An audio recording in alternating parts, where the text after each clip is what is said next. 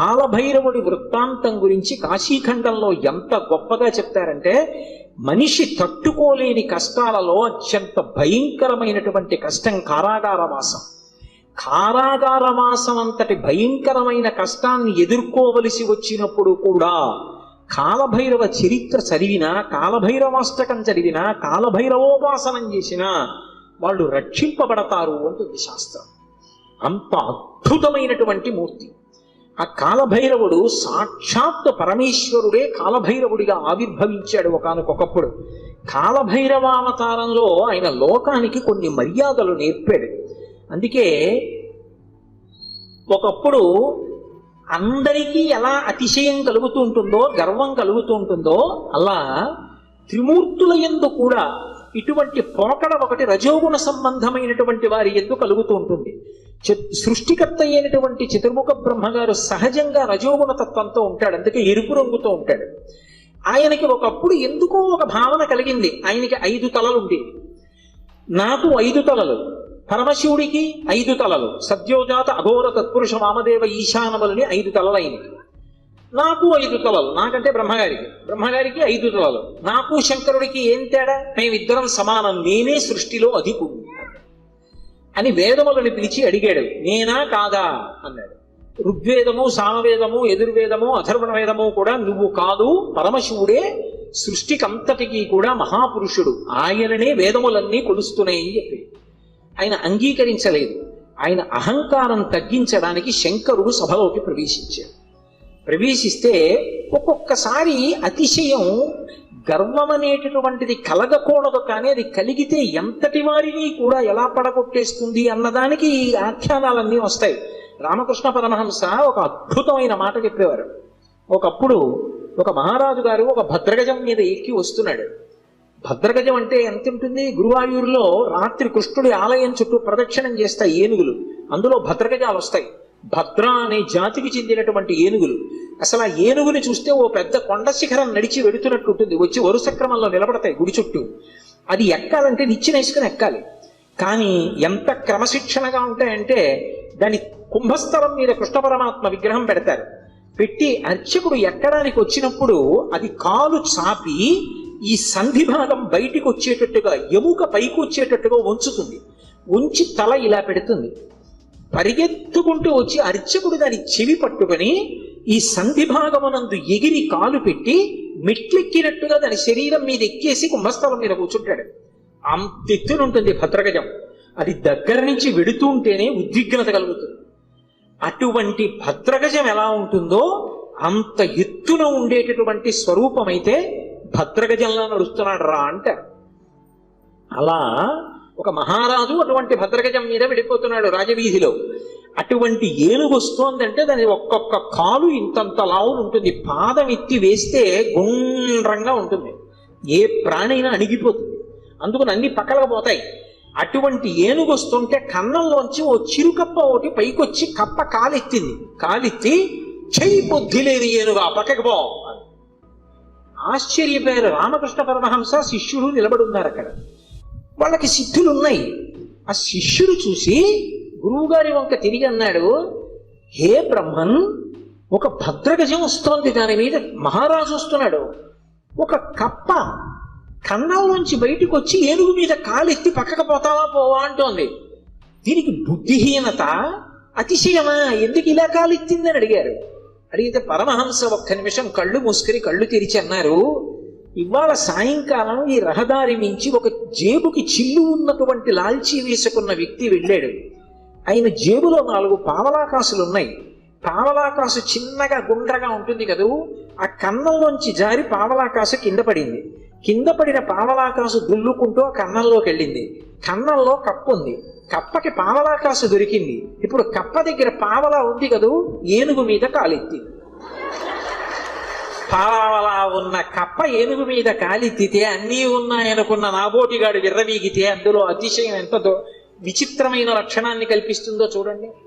బ్రహ్మగారి అంతటి వాడికి ఒకప్పుడు ఈ ఆవేశం వచ్చింది. ఎందుకు అంటే తలల సంఖ్య లెక్క పెట్టాడు. నాకు 5, నీకు 5. ఇదే బ్రహ్మగారి కౌశికీ వృత్తాంతంలో పార్వతీదేవి దగ్గర అంత వినయంతో మాట్లాడాడు. ఒకనాడు నా నొసటి నుంచి పైకొచ్చావు, నాకు పుత్రసముడివి, నా కాళ్ళు పట్టుకు నమస్కరించు, ఆశీర్వదిస్తా అన్నాడు. శంకరుడు చూశాడు, ఓహో చాలా ఉద్ధతితో ఉన్నాడు, అహంకారంతో ఉన్నాడు. నాకు 5 తలలు, తనకు 5 తలలు అనుకుంటున్నాడు. కానీ నా 5 తలల వెనక ఒక తత్వం ఉంది. అది తూర్పుకి తిరిగి ఉన్నటువంటి తలని తత్పురుష ముఖం అంటారు, దక్షిణానికి ఉంటే అఘోర ముఖం అంటారు, పశ్చిమానికి ఉంటే సజ్జోజాతం అంటారు, ఉత్తరానికి ఉంటే వామదేవం అంటారు, పైకుంటే ఈశానం అంటారు. ఈ పంచభూతముల మీద మోక్షం మీద అధికారం కలిగి ఉంటాడు 5 ముఖాలతో. ఖట్మండులో ఉంటుంది 5 తలలతో ఆ శివలింగం. నాతో సమానుడు అనుకుంటున్నాడు ఈ బ్రహ్మగారు. ఆయన బ్రహ్మమస్తకావళి నిబద్ధతే నమ శివాయ అని పేరు.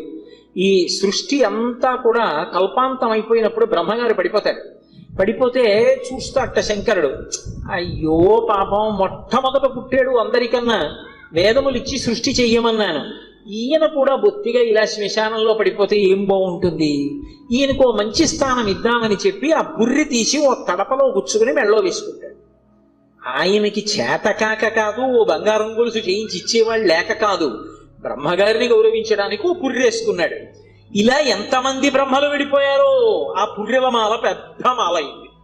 పునుకల పేరు కంఠమున భూరి భుజంగము భూషణంబుగా అనయము భస్మధారణము ఎద్రి నివాసము మేరు విల్లుగా అనుగుగ దంతి జన్మమును హస్తమునందు కపాల చోళముల్ పడిబడి దల్తు శంకరు కృపావర రూపమును ఆశ్రయించదన్నంటారు. ఇప్పుడు అంతమంది బ్రహ్మల యొక్క పునుకలు ఆయన మెడలో హారంగా ఉంటాయి, అందుకేసుకుంటాడు పుర్రెలమాల. అరే, ఈ బ్రహ్మకి అతిశయం కలిగిందని తనలోంచి ఒక ప్రాణిని ఉత్పన్నం చేశాడు. భృంగి యొక్క అంశ, భృంగి యొక్క అవతారం వచ్చినటువంటి వాడు.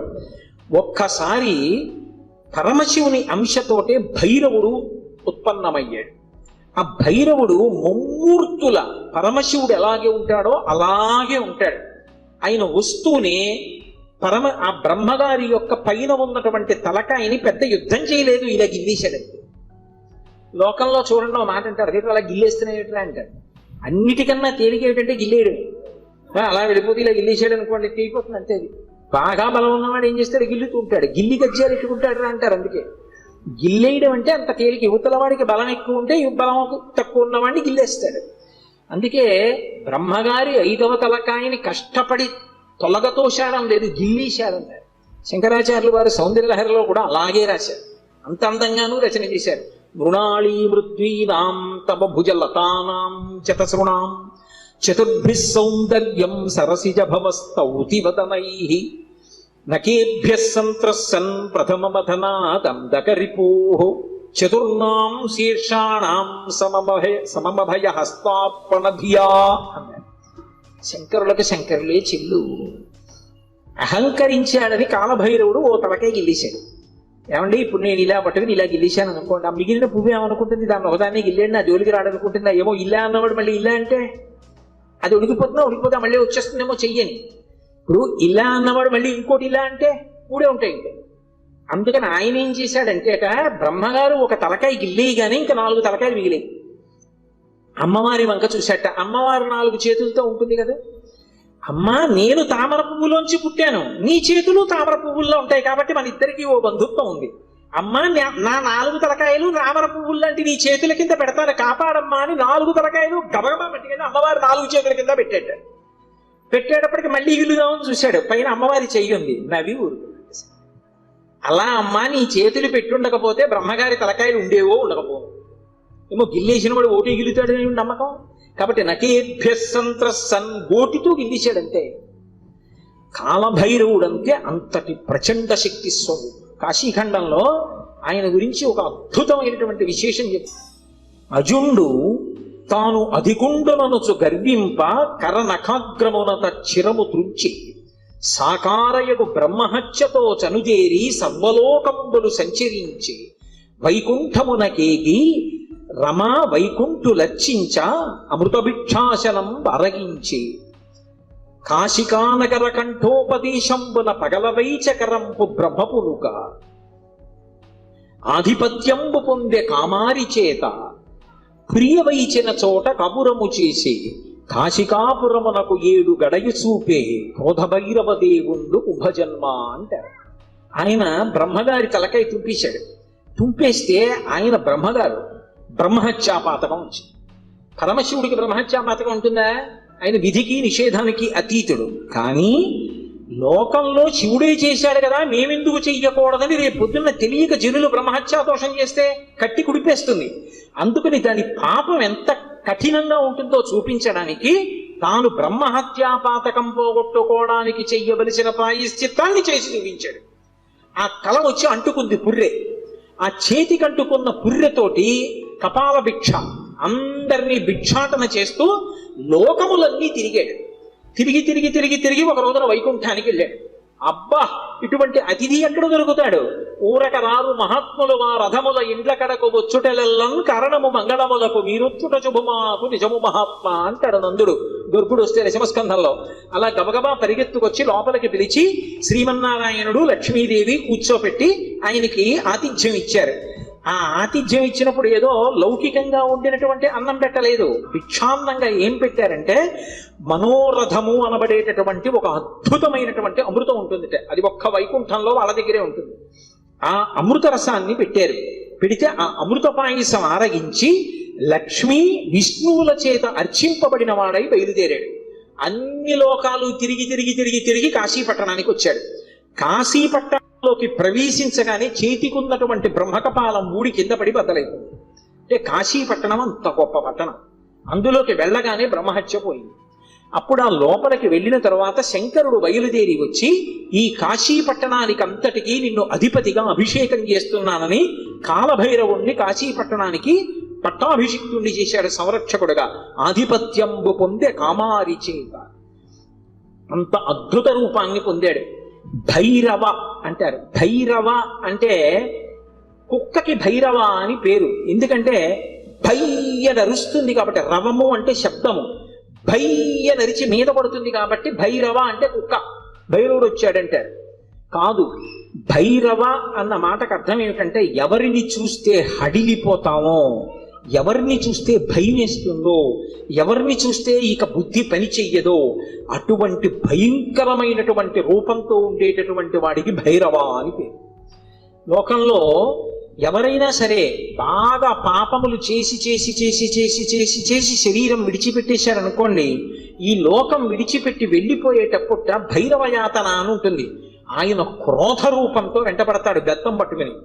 ఆయన్ని చూసేటప్పటికి భయపడి చెమటలు కక్కుతూ పరిగెడతారు. పరిగెత్తి పరిగెత్తి పరిగెత్తి దాహార్తితో యమసదనం దగ్గర అగ్నిజ్వాలలతో ఉంటుంది తోరణం. ఆ తోరణం కింద నుంచి దూరుతాడు కాలిపోతూ. ఆ దోషం పోవాలి అంటే కాలభైరవ దర్శనం చేస్తారు. కాఠ్మండూలో కాశీపట్టణంలో కాలభైరవ దేవాలయాలు ఉన్నాయి. కాలభైరవ దర్శనం చేస్తే భైరవ దండన అని ఆయన వేస్తాడు. ఓ బెత్తం పెట్టి ఓసారి వీపు మీద కొడతారు ఇలాగా. అంటే అక్కడతో ఆ పాపాన్ని తీసేస్తాడు. ఆ చాలా అనుగ్రహమూర్తి. అలాగే కార్తీక మాసంలో వచ్చేటటువంటి పౌర్ణమి నాడు జ్వాలాతోరణం చేస్తారు. కొత్త గడ్డి తీసుకొచ్చి తోరణం కట్టి ఆ గడ్డి అంతా పెట్టి ఆవు నెయ్యి పోసి వెలిగిస్తారు. వెలిగించి పార్వతీ పరమేశ్వరులు పల్లకీలో వెడుతుంటే హరహర మహాదేవ శంభో శంకర అంటే భక్తులు కూడా పల్లకీతో వెళ్ళి మళ్ళీ వస్తూ ఉంటారు. ఎందుకు అలా వెళ్ళి వస్తూ ఉంటారు అంటే నరకలోకానికి వెళ్ళి అగ్నితోరణం కింద నుంచి దూరవలసినటువంటి అగత్యాన్ని తీసేసి ఇక్కడే అగ్నితోరణం కింద నీవు అక్కడ చూడక్కర్లేదురా, నేను నీకు అండ ఉంటాను, బెంగ పెట్టుకోకని ఆయన నడిచి ఆయన వెనక మనం నడిస్తే ఇంకా అక్కడ అగ్నితోరణం చూడక్కర్లేదు, తిన్నగా మంచి లోకాలకు వెళ్ళిపోతాడు. దానికోసం ఇక్కడ ఆయన అద్భుతమైనటువంటి జ్వాలాతోరణం చేస్తాడు. మనం చేస్తే అనుగ్రహాన్ని శంకరుడి ద్వారా పొందుతామని. అందుకని భైరవ అంటారు. శంకర భగవత్పాదులు కాలభైరవుని యొక్క వైభవం మీద ఒక అష్టకం చేశారు. దేవరాజ సేవ్యమాన భావనంగ్రి పంకజం వ్యాళ యజ్ఞ సూత్రం ఇందు శేఖరం కృపాకరం నారదాది యోగి బృంద వందితం దిగంబరం కాశికాపురాదినాథ కాల భైరవం భజే. నారదాది యోగి బృంద వందితం దిగంబరం అంటారు. ఆయన నారదుడు వంటి యోగి బృందముల చేత నృతింపబడుతూ ఉంటాడు. దేవరాజ సేవ్యమాన భావనాంగ్రి పంకజం, భావనాంగ్రి పంకజం. దేవరాజు అంటే ఇంద్రుడు. ఇంద్రాదుల చేత పూజింపబడేటటువంటి పాదపద్మములు కలిగినటువంటి వాడు. వ్యాళయజ్ఞ సూత్రం ఇందు శేఖరం కృపాకరం. ఆ చంద్రబింబాన్ని శుక్లపక్షంలో ఉండేటటువంటి తదియనాటి చంద్రరేఖని కొప్పులో ధరించి ఉంటాడు. ఆయన వ్యాళ యజ్ఞ సూత్రమిందు శేఖరం కృపాకరం నారదాది యోగి బృందవందితం దిగంబరం. ఆయన దిక్కులన్నీ ఆయనకి అంబరములై ఉంటాయి. ఆ దిక్కులు అంబరములై ఉన్న మీదట కొత్తగా ఇక వస్త్రాన్ని కట్టుకోడు, దిశములతో ఉంటాడు. అది ఒకటి. అసలు తెలుసుకోవలసిన రహస్యం వేరే ఉంటుంది. ఎప్పుడైనా మీరు శివాలయంలోకి వెళ్ళినప్పుడు కాలభైరవ దేవాలయానికి వెడితే బట్ట ఉండదు, ఆయన దిగంబరంగా నిలబడి ఉంటాడు. ఎందుకు అలా ఉంటాడు అంటే దానికి ఒక కారణం ఉంది. అంబరము దేనికి కట్టుకుంటారు అంటే, వస్త్రము కట్టుకున్నాడు అన్న మాటకి తాత్వికమైనటువంటి అర్థం ఏమిటి అంటే, లజ్జ పొంది ఉన్నారు, ఎవరు తనని చూసి సంతోషించాలో వాళ్ళు మాత్రమే సంతోషించాలి తప్ప అన్యులు తనని ఇంకొకలా చూడకుండా ఉండడానికి వస్త్రం కట్టుకుంటారు. సభాముఖంగా అంతకన్నా మాట్లాడకూడదు. బట్ట దేనికి కట్టుకుంటారు అంటే, ఏ పురుషుడు తనని ఎలా చూడాలో అలాగే చూడాలి. భర్త అయితే దాని అవసరం లేదు, భర్త కానివాడు ఇంకొకలా చూడడానికి వీల్లేదు. అంబరము ధరించి ఉంటారు. అంబరము భక్తికి సంకేతం. భక్తి అంబరమును కట్టుకుంటారు. భక్తి అంబరం కట్టుకుంటే పురుషుడి చేత ఆకర్షింపబడతాడు. ఎవరా పురుషుడు? ఒక్కడే పురుషుడు. పతిం విశ్వస్యాత్మేశ్వరగం శాశ్వతగం శివమచ్యుతం. ఆ భగవంతుడు ఒక్కడే పురుషుడు. ఆధ్యాత్మిక సంప్రదాయంలో అందరం స్త్రీలమే. మనందరికీ పతి ఆయన. ఆయన కొరకు భక్తి అన్న బట్ట కట్టుకుంటాం. అసలు పరమేశ్వరుడు ఎవరి కోసం కట్టుకోవాలి? ఎవరి పట్ల భక్తితో ఉండాలి ఆయన? ఆయన ఎవరిని పొందాలైనా? ఆయన పొందడానికి ఇంకెవరు లేరు, అందరూ ఆయన్ని పొందుతారు. అందుకే ఆయన బట్ట కట్టుకోడంటే భక్తి అన్న నంబరం ఆయన కట్టుకోక్కర్లేదు. అందుకు దిగంబరుడు. ఆ దిగంబర అన్న మాటను అలా అర్థం చేసుకోవాలి. అందుకే యోగి సంప్రదాయంలో ఈ దిగంబర అన్న మాట మీకు కనపడుతూ ఉంటుంది. కాబట్టి నారదాది యోగి బృంద వందితం దిగంబరం కాశికాపురాదినాథ కాలభైరవం భజే. అటువంటి కాలభైరవుణ్ణి నేను భజిస్తున్నాను. భానుకోటి భాస్వరం భవాబ్ది తారకం ప్రభుం నీలకంఠమీప్సితార్థదాయకం త్రిలోచనం కాలకాలమంబుజక్షమక్షశూలమక్షరం కాశికాపురాదినాథ కాలభైరవం భజే. ఇప్పుడు నేను అష్టకం అంతా ఎక్కడ చెప్పాను? భానుకోటి భాస్వరం, కోటి మంది సూర్యులు ఉదయిస్తే ఎలా ఉంటుందో ఆయన కాంతి అలా ఉంటుంది. భవాబ్ది తారకం ప్రభుం, సంసారం అనే సముద్రాన్ని దాటించేస్తాడు ఆయన పాదాలు పట్టుకుంటే. నీలకంఠమీప్సితార్థదాయకం త్రిలోచనం, నీలకంఠుడై హలాహల భక్షణం చేసినటువంటి శంకరుడై లోకములను అనుగ్రహించగలిగిన వాడై భక్తజనుల యొక్క ఈప్సితములను తీర్చగలిగిన వాడై ఉంటాడు. నీలకంఠమీప్సితార్థదాయకం త్రిలోచనం కాలకాలమంబుజక్షమక్షశూలమక్షరం, చేతిలో అక్షమాల పట్టుకుని జ్ఞానాన్ని ఇవ్వగలిగిన వాడై ఉంటాడు. అందుకే అక్షమాల అంటే ధ్యాన స్థితిని కటాక్షిస్తాడు. పుస్తకాలు చదవడం గొప్ప కాదు, ధ్యానం చేయగలిగి ఉండాలి. ఆ మనస్సు చెప్పినప్పుడు మాట వినాలి. పిలవగానే మనసు వెనక్కొచ్చి ఎవరిని చూడమంటున్నానో వాళ్ళని చూడాలి. రా చూడు పార్వతీ పరమేశ్వరుల పాదద్వంద్వాన్ని అనేటప్పటికీ అది గబగబా వచ్చి కూర్చుని చూడడం అలవాటు అవ్వాలి. మనసు ఎలా వినాలి అంటే, కుక్క మాట విన్నట్టుగా వినడం, ఎద్దు మాట విన్నట్టుగా వినడం మనసుకి రావాలి. కుక్క చూడండి అన్నాను అనుకోండి పరిగెత్తుకొస్తుంది, కుక్క పిలిస్తే వచ్చినట్టు. ఎద్దు చూడండి కొత్తగా గిత్తని బండికి కట్టారనుకోండి, బండి ఎత్తి పట్టి రైతు దా దా అంటే అది రాదు. బలవంతంగా తీసుకొచ్చి కాడి మెడ మీద పెట్టారనుకోండి తోసేస్తుంది, అటుపోతుంది ఇటుపోతుంది. 4 మాటలు అలవాటు చేసి కొట్టి దుక్కి దున్నించి చేశాడనుకోండి, ఆ తర్వాత రైతు ఇక ఎద్దు దగ్గరికి వెళ్ళడు. వచ్చి ఆ బండి కాడి పట్టుకుని ఇలా పైకి ఎత్తి పట్టుకుంటాడు. ఇలా ఎత్తి పట్టుకుని ఆ 2 కాడి ఇలా సమానంగా వస్తుంది అంటాడు. 2 ఎద్దులు నిద్రపోతున్నవి లేచి ఒళ్ళు విరుచుకొచ్చి మెడబెట్టేస్తాయి. పిలవలేదు ఆయన, ఏమి దా అని కూడా అనలేదు, అంటే చాలు 2 ఎద్దులు వచ్చాయి. అలా అన్నంత మాత్రం చేతనే ఎద్దులు వచ్చేస్తుంటే సాధన చేత మనసు వెనక్కి రావడం రావద్దు? రావాలి. అలా వచ్చేటట్టు చెయ్యగలిగిన వాడు, సాధనా బలాన్ని అనుగ్రహించగలిగిన వాడు కాలభైరవుడు. కాలస్వరూపంతో ఉంటాడు. అందుకే కాలకాలమంబుజక్షమక్షశూలమక్షరం కాశికాపురాధినాథ కాలభైరవం భజే. అందుకే కాలభైరవష్టానికి ఫలశ్రుతి చెప్తూ కాలభైరవష్టకం పఠంతి ఏ మనోహరం జ్ఞానముక్తి సాధనం విచిత్ర పుణ్యవర్ధనం శోకమోహ దైన్య లోభ కోపతాపనాశనం దీప్రయాంతి కాలభైరవంగ్రి సన్నిధిం ధ్రువం అంటారు. ఎవరు కాలభైరవాష్టకాన్ని చదువుకుని ప్రతిరోజు కాలభైరవుడికి నమస్కరిస్తాడో వాడికి భక్తి చిత్తశుద్ధి, వైరాగ్యము, జ్ఞానము, చిట్ట చివర మోక్షము ఆయన అనుగ్రహిస్తారు. శరీరం విడిచిపెట్టిన తరువాత భైరవయాతన పొందకుండా మోక్షమును అనుగ్రహించగలడు అంటే ఆయన ఎంతటి శక్తివంతుడో మీరు ఆలోచించవచ్చు. కాశికా పట్టణానికి అంతటికీ కూడా అధిపతి అయి ఉంటాడు. అటువంటి మహానుభావుడైనటువంటి కాలభైరవుని యొక్క స్మరణము చాలు, సమస్త పాపములు నశించిపోతాయి. అంత గొప్ప కాలభైరవుడు శివాలయంలో ఈశాన్య దిక్కున నటరాజస్వామి వారి పక్కన విరాజమానుడై ఉంటాడు. అలాగే శంకరుడి పరివారంలో ఎప్పుడూ విడిచిపెట్టనటువంటి వారు సర్పములు ఆయన్ని ఎప్పుడు విడిచిపెట్టవు. ఏదో అలా అనడమే కానండి, నిజంగా ఆయన పరివారం అద్భుతమైన పరివారం. సాయంకాలం అయ్యేటప్పటికి కవచం పెట్టేస్తారు. కవచం పెట్టారు అంటే ఇలా పాము పట్టి ఉంటుంది, మీరు చూసి ఉంటారు. కొన్ని చోట్ల శివాలయాల్లో శివలింగం మీద పడగ పట్టి ఉంటుంది. ఆ నైమిషారణ్యంలో అయితే ఒక అద్భుతమైనటువంటి శివాలయం ఉంది. ఆ శివాలయం యొక్క పానవట్టం మీద ఒక పాము పడుకుని ఉంటుంది. అది పడుకుని ఉన్నట్టుగా చిత్రీకరింపబడి ఉంటుంది. అద్భుతమైనటువంటి శివాలయం. అవన్నీ మీకు చూపిస్తారు. అక్కడే కొంచెం దూరం వెళితే రుద్రావర్తము అని గోమతి నది లోపల ధర్మరాజు గారు ప్రతిష్ఠ చేశాడు శివలింగాన్ని. సుడి ఏమీ కనపడదు, మీకు నీరు తిరగదు, కానీ ఇలా నీరు వెళ్ళిపోతూ ఉంటుంది. దాని ముందు కానీ వెనక కానీ మీరు మారేడాకేస్తే పైనుంచి తేలి వెళ్ళిపోతుంది. శివలింగం లోపలున్న చోటుకొచ్చి మారేడు దళం వేస్తే నిలువుగా లోపలికి వెళ్ళిపోతుంది. మీరు 100 జామకాయలు, జామ పళ్ళు తీసుకెళ్లి అందులో వేయండి, మీరు ఏమీ అడగకపోతే ఒక్క కాయ పైకి రాదు, నిలువుగా వరుస క్రమంలో లోపలికి వెళ్ళిపోతాయి. స్వామి ప్రసాదం ఇవ్వండి అని పైకి అడిగారు అనుకోండి, అన్ని పళ్ళు లోపలికి వెళ్ళిపోయి ఒక్క పండు పైకి వస్తుంది. భగవంతుని యొక్క అనుగ్రహము తిరుగులేనిది, ఈశ్వరుడు ఉన్నాడు అనడానికి ప్రబలమైనటువంటి సాక్ష్యాలు అవన్నీ. కాబట్టి ఆ పాము అనేటటువంటిది శివలింగం మీద పడగ పట్టి ఉంటుంది, అమ్మవారి యొక్క స్వరూపం. ఆ నాగులు ఎప్పుడూ శంకరుడితో అనుబంధంతో ఉంటాయి. అసలు ఆ పాము దేనికి గుర్తు అంటే కుండలిని శక్తికి ప్రతీక, అమ్మవారికి ప్రతీక.